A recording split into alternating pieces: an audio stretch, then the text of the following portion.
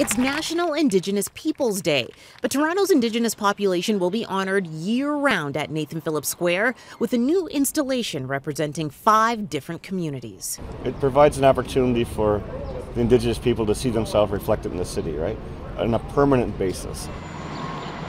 The 5 groups whose flags now fly outside City Hall include the Mississaugas of the New Credit, Six Nations, Huron-Wendat, Métis, and the Inuit. We're pretty excited to have the ITK flag race here today, just because when I moved to Toronto 3 years ago, I thought it was me and my 2 cousins, but it turns out we're a population of over 1,000 in Toronto. The day began with a sacred sunrise ceremony ushering in summer and marking the summer solstice, which is the longest day of the year.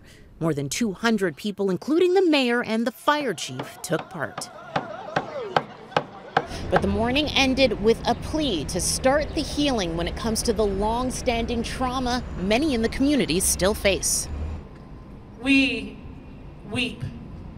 We weep at the inequity, at the racism that we deal with every day. Strong words from Darlene Ritchie, who says issues like high suicide rates and lack of clean water on reserves need to be dealt with, not just talked about. We have people in this country who are living in conditions that are rated 63rd to 74th in the world.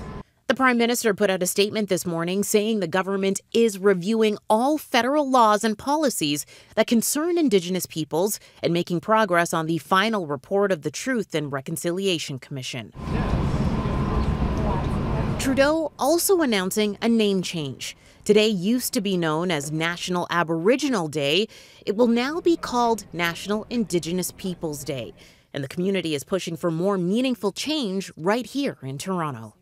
June is also National Indigenous Peoples Month, and events are scheduled throughout the city and the province for the rest of the month to celebrate their culture and history.